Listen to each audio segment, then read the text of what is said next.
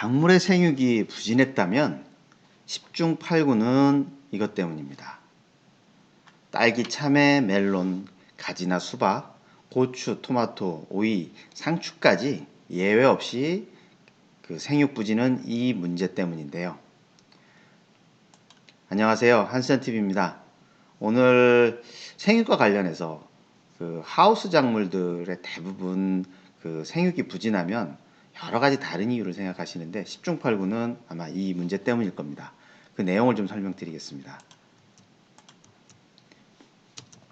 보통 가지 또는 이와 같은 오이, 그 다음에 딸기, 많은 부분에서 이렇게 생육이 다양하게 부진해지면 다른 걸 생각하십니다. 이렇게 가지가 이렇게 되면 이거 온도장애 입은 거 아닌가, 오이가 이렇게 주저앉으면 이거 물이 부족하구나, 그래서 내가 가뭄 피해를 입었나, 이렇게 잎끝이 타고 있거나 꽃이 타면은 이거는 무슨 과잉 아니면 약해 난 거 아니냐라는 생각들을 많이 하시는데요. 실제 이런 내용들, 이 세 가지 다 사진이 공통적으로 다른 문제였습니다.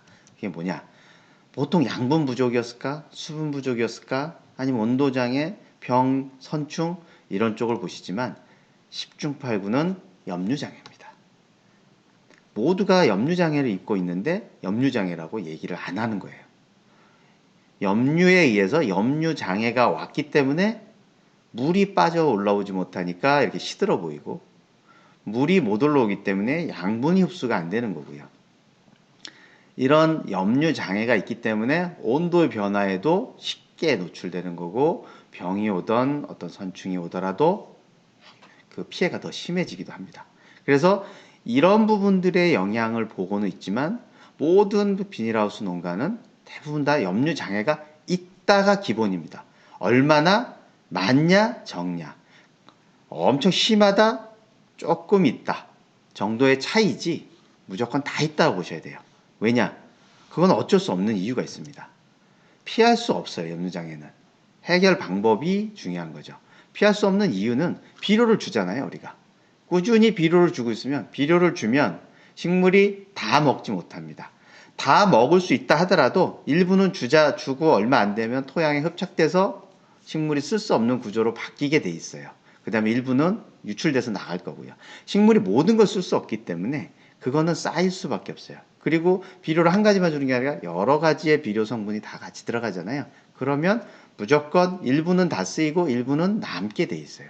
그러니까 항상 일반적인 농장에서 무조건 염류는 쌓이고 있다. 그래서 얼마나 정도의 심한 차이밖에 없다라고 생각하셔야 돼요. 그래서 이거를 해결할 수 있는 방법 항상 염두에 두시고 이거를 해주셔야 돼요. 첫째가 뭐냐? 유기물을 충분히 주셔야 돼요. 유기물을 충분히.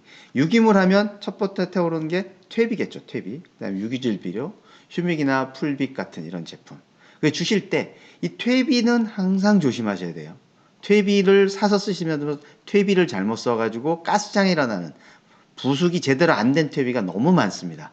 그래서 퇴비는 오히려 본인이 스스로 만들든가 아니면 정말 믿을 수 있는, 그리고 가져다가 가스 발생하는지 확인하시고 쓰셔야 되고, 잘못하면 이것 때문에 농사만 망칩니다. 하지만 퇴비를 주시는 거, 퇴비도 좋은 양으로 주셔야 되고, 그보다는 유기질이 많이 들어있는 그런 비료를 꾸준히 주시고, 이 내용들은 대부분 정식 작물을 심기 전에 토양 개량할 때고, 휴믹이나 풀빛 같은 경우 작물이 심은 다음에도 꾸준히 관주를 해주시면 유기물 양이 많아져요.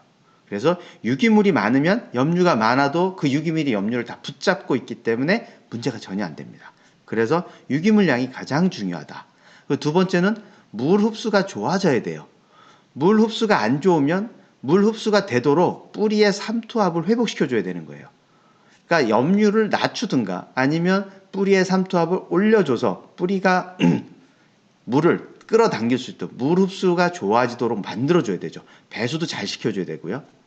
그래서 삼투압을 조정하는 솔트 밸런스 같은 걸 처리해서 맞춰줄 수도 있고요. 아니면 평소에 물을 자주 흘려보내서 물이 많이 흘러나가고 염류가 빠져나가면서 물이 토양 중의 공급 속에서 잘 있도록 흡수가 좋아지도록 도와주셔야 되고요. 정기적으로 토양 분석을 반드시 하셔야 됩니다. 토양 분석을 우습게 생각하시는 농민분들이 아직도 너무 많아요. 토양 분석은 또 한 번 하고 또는 작년에 했으니까 올해 안 하고 이런 분들 많은데, 토양 분석은 반드시 2번 이상. 언제? 작물을 심기 전에 토양 분석을 하고 비료를 거기에 맞춰서 주셔야 되고, 두 번째는 재배 중간에 어느 작물이든 그 작기 중간에 꼭 다시 하셔서 염류가 쌓이고 있는지, 특정 비료가 부족한 건 아닌지, 남는 건 아닌지 확인하고 추비료를 주셔야 돼요. 이 두 가지, 이 2회 이상 토양 분석을 안 하시고 그 농사를 짓는다는 거는 눈을 다 감고 농사 짓는 거예요. 장님이 농사 짓는 것과 같아요. 눈으로 보이는 것과 토양상의 염류는 다른 얘기입니다. 여러분들이 이 세 가지, 유기물을 평소에 충분히 주시고, 믿을 수 없다면 휴믹이나 풀빛 같은 그런 제품으로 꾸준히 관주를 통해서 유기물 양을 보충시켜 주시고, 무릎수가 좋아질 수 있도록 삼투압을 유지시켜 주고, 토양 분석을 정기적으로 해서 토양상의 염류와 비료의 양을 정확히 측정하고 하신다 그러면 염류 피해는 완벽하게 해결될 수 있을 겁니다. 오늘도 도움되셨다면은 구독, 좋아요, 알람 설정 부탁드리겠습니다. 감사합니다.